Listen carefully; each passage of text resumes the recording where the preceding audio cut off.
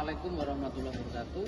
Perkenalkan, nama saya Eko Purwanto. Saya adalah guru teknik alat berat di SMK Negeri 1 Penajam Pasir Utara. Pada kesempatan kali ini saya akan menjelaskan materi tentang powertrain dan undercarriage pada unit alat berat eskavator. Adapun capaian pembelajaran pada kegiatan pembelajaran hari ini adalah menganalisis pemindah tenaga dan kerangka bawah.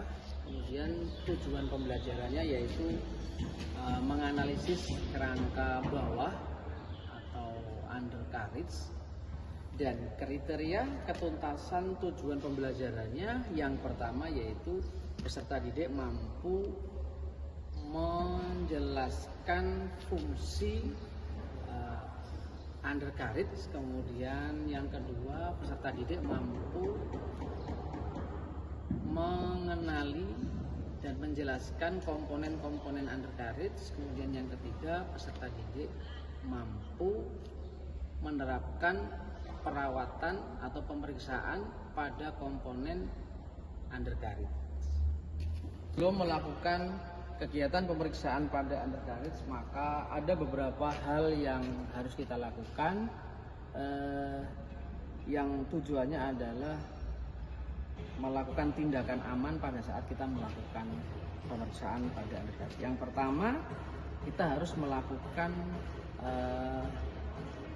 menerapkan loto, yaitu memasang personal danger tag pada unit alat berat. Tujuannya adalah agar pihak lain tahu bahwasannya unit alat berat akan kita lakukan pemeriksaan. Ini adalah bentuk dari danger tag yang biasanya dipasang di sini di tempat yang mudah terjangkau oleh orang lain dan mudah dilihat. Kemudian yang kedua, kita akan melakukan isolasi sumber energi. Yaitu terletak pada bagian sini.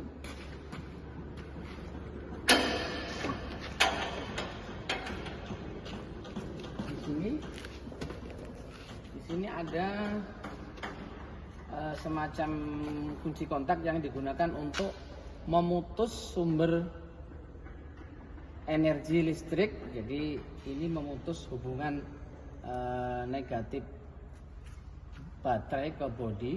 Jadi kita putus dulu, kemudian kita tutup lagi. Setelah pemasangan personal danger tag dan isolasi sumber energi kita lakukan, maka selanjutnya kita menyiapkan yang namanya job safety analysis atau analisis keselamatan kerja, atau lembar yang digunakan untuk mengidentifikasi potensi bahaya yang terjadi selama nanti kita melakukan pemeriksaan. Kemudian juga ada lembar yang menjelaskan tindakan yang harus kita lakukan untuk menghindari potensi bahaya yang terjadi, termasuk dari persiapan awal seperti memarkir kondisi unit alat berat pada saat ini. Maka pastikan pada saat memarkir di alat berat di tempat yang datar dan rata. Kemudian pastikan tidak ada benda yang menghalangi pada saat kita melakukan pemeriksaan alat berat. Kemudian kita juga menggunakan shop manual dan OMM atau buku panduan dalam melakukan pemeriksaan nanti. Kita juga menyiapkan alat ukur. Di sini alat ukurnya kita bisa menggunakan mistar baja. Kita juga bisa menggunakan vernier kaliper atau jangka sorong. Dan kita juga menggunakan alat bantu atau offset kaliper, yang nantinya ini ketika tempatnya tidak terjangkau oleh jangka sorong atau mistar, akan nanti kita ukur dengan ini offset kaliper. Kemudian kita hasil dari pengukurannya kita bisa bandingkan dengan mistar, kemudian kita bandingkan dengan shop manual yang ada. Kemudian pada saat kita akan melakukan pemeriksaan pada anti-guide, maka kita harus menggunakan job sheet, di mana lembar kerja ini nanti yang akan kita jadikan panduan dalam kegiatan pengukuran. Dan di job sheet ini nanti sudah ada item yang kita ukur, kemudian ada nilai standar yang akan kita gunakan sebagai acuan pembanding. Baik, kita akan melakukan pengukuran. Yang pertama adalah bagian idler ya. Pada bagian idler yang pertama akan kita ukur adalah depth of thread. Jadi kita ukur pada bagian depth of thread-nya dengan menggunakan jangka sorong juga bisa. Nah, kita ukur bagian sininya. Kemudian kita lihat, kita tulis di sini tadi hasil pengukurannya adalah 22,5 dan kita lihat standarnya juga 22,5, berarti unit bagian yang kita periksa tadi dalam kondisi bagus karena batas limitnya adalah 26,5. Jadi semakin lama nanti depth of thread-nya itu semakin tinggi begitu. Yang kedua adalah width of protrusion. Bagian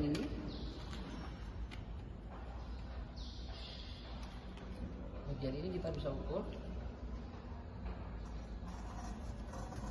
Hasil pengukurannya adalah 42 dan kita lihat di hasil pengukuran adalah 42. Nah, ini nilai standarnya adalah 43, jadi kurang lebih ya. Kemudian kita lanjutkan lagi pada bagian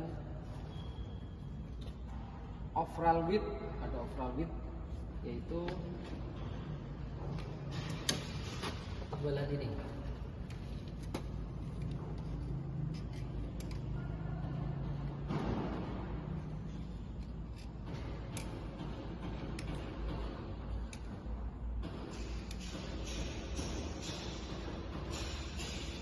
Hasil pengukurannya adalah 100,90. 100,9. Ini kita lihat standarnya adalah 100, di sini tadi 100,9. Kondisinya masih baik. Dan kita lanjutkan. Selanjutnya kita akan melakukan pengukuran pada bagian width of thread.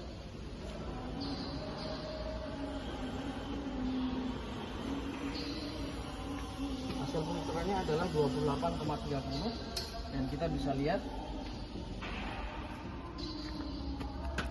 hasilnya adalah 28,30, kemudian standarnya adalah 28,5.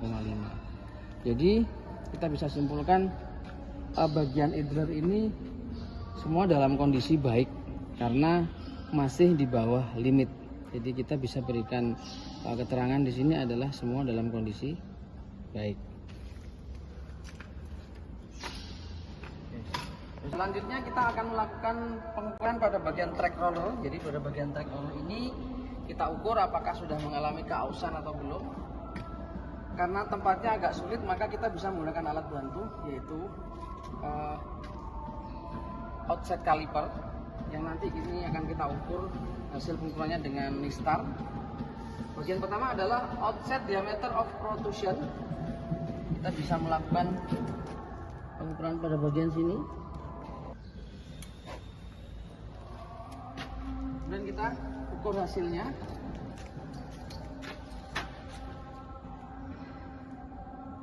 Hasil pengukurannya adalah 139. Kita lihat dengan nilai standarnya. Jadi hasil ukurannya adalah 139 mm. Kemudian standar dimensinya adalah 139. Kemungkinan alat ini bagian track rollernya belum mengalami keausan karena sesuai dengan dimensi standarnya. Selanjutnya kita akan melakukan pengukuran outset diameter of thread.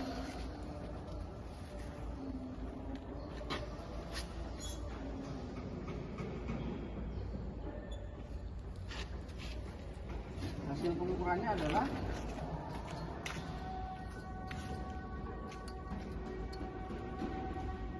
110 Di sini nilai standarnya adalah 110. Hasil pengukurannya 110 juga tadi. Nah, kemudian untuk repair limitnya adalah 103. Jadi nanti ketika diameternya semakin mengecil, maka track roller ini bisa dipastikan sudah mengalami keausan. Kalau sekarang ini kondisinya masih baik. Nah, selanjutnya akan kita lakukan pengukuran pada bagian width of flank.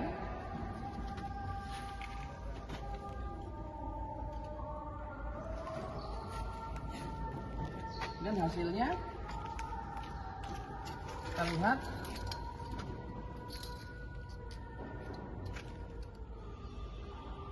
eh, 43 mm. Kemudian nilai standarnya adalah 43. Jadi width of flanknya juga dalam kondisi baik. Kita lanjutkan di bagian overall. Selanjutnya akan kita lakukan pengukuran ke width overall.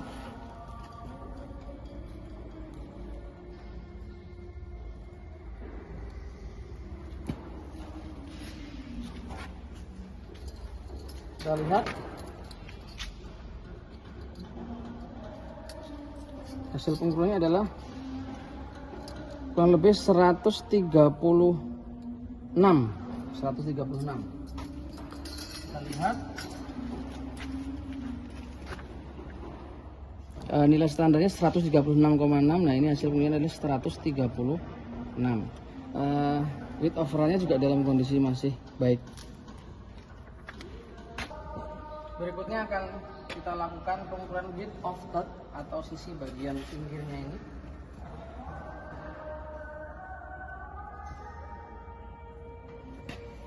Hasil pengukurannya adalah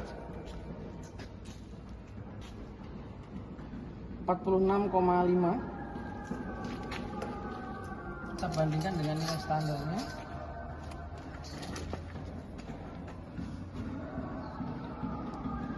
Standarnya adalah 46,8. Jadi ini nilainya sangat mendekati. Jadi untuk bagian track roller dari hasil pengukuran yang kita lakukan, maka kita bisa memberikan kesimpulan bagian track rollernya juga dalam kondisi baik, karena seluruh nilai pengukuran hampir sama atau mendekati nilai standarnya. Kita lanjutkan lagi pemeriksaan carry roller atau ini bendanya. Kita akan melakukan pengukuran yang pertama, yaitu offset diameter of protrusion, itu bagian sininya. Karena ini sering mengalami gesekan dengan bagian track link ini, lama-kelamaan akan aus, maka kita periksa dulu.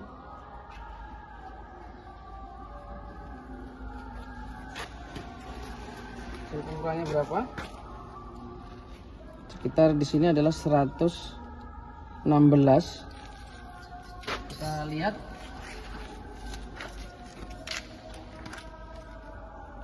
nilai standarnya adalah 116 dan hasil pengukuran ini 116.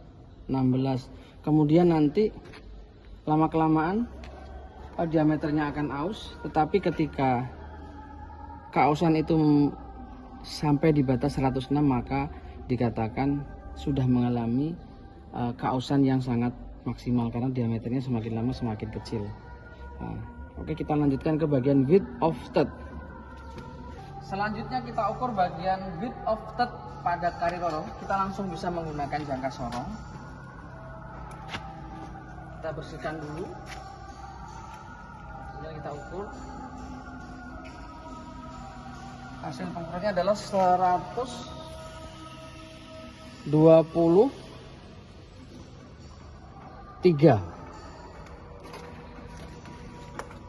Kita lihat di sini. Nilai standarnya adalah 123. Maka bisa dikatakan pada bagian carry roller ini juga dalam kondisi baik,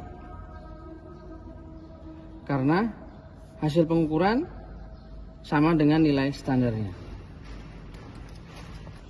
Selanjutnya kita akan melakukan pemeriksaan pada bagian sprocket, karena sprocket ini adalah bagian penggerak akhir pada eskavator dan sering bersinggungan pada bagian gigi sprocket ini, maka kita harus selalu melakukan pemeriksaan dan kita bandingkan dengan standar. Mari kita ukur pada bagian wear of tooth tip width. Nah, bagian sininya ya, bagian tepi sininya ini, ujungnya sini ini kita ukur. Kemudian hasil pengukurannya di sini adalah, kita ukur ulang. Bagian ujung sini hasil pengukurannya adalah 28 mm. Kita tulis sini adalah 28 mm. Nah, nanti repair limitnya atau batas limit diameternya yaitu 23. Kalau diukur nanti 23 berarti sudah melewati batasnya, artinya semakin aus, semakin kecil gitu ya. Kemudian selanjutnya adalah wear of tooth bottom width. Bagian sininya kita ukur.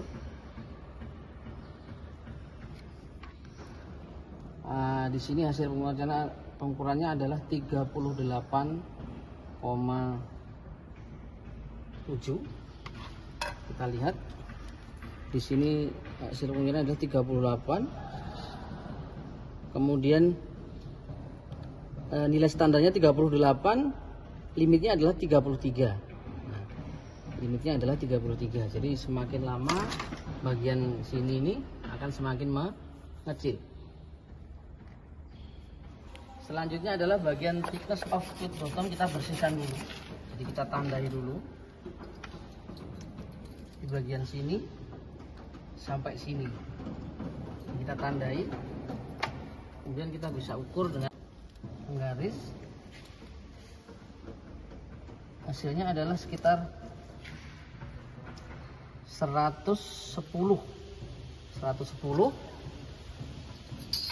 Jadi kita lihat di sini. Di sini hasil pengukurannya adalah 110. Kemudian di sini hasilnya adalah 108,094. Jadi mungkin tadi pengukurannya agak sedikit bergeser, tetapi angkanya mendekati ya 100. Tetapi ketika kita ukur hasil pengukurannya 102, maka bisa dipastikan bagian thickness of tooth bottom ini mengalami keausan. Dari pengukuran ini kita bisa simpulkan bagian sprocket dalam kondisi baik. Adapun yang tidak bisa kami ukur adalah bagian yang diameter dari ujung gigi ke sana, karena masih terdapat track shoe-nya dan track link-nya, maka kita untuk kegiatan pengukuran sementara kita bisa ambil di bagian sini dulu. Selanjutnya peralatan yang kita gunakan akan kita bersihkan agar peralatan selalu dalam kondisi baik. Kemudian juga sama jangka sorongnya kita bersihkan.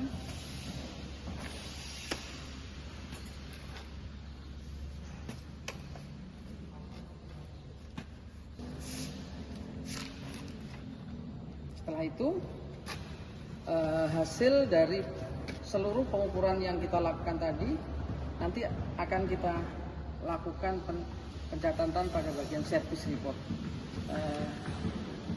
Demikian tadi kegiatan pemeriksaan yang bisa kita lakukan pada bagian undercarriage. Namun sebelum kita menyelesaikan kegiatan ini, maka kita perlu dulu yang pertama adalah mengaktifkan kembali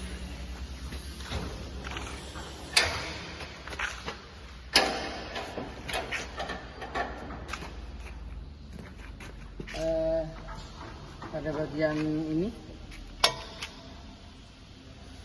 Kita aktifkan kembali agar hubungan negatif baterai terhubung kepada bodi. Setelah itu kita melepas personal rigid bag, menandakan bahwasanya unit alat berat sudah dilakukan selesai dilakukan pemeriksaan. Cukup sekian kegiatan pembelajaran undercarriage dari saya. Mudah-mudahan bermanfaat bagi murid-murid. khususnya siswa SMK Negeri 1 Penajam Pasir Utara. Dan saya mohon maaf apabila ada kekurangan dalam penyampaian. Mudah-mudahan akan lebih baik di kemudian hari, dan saya akhiri. Assalamualaikum warahmatullahi wabarakatuh.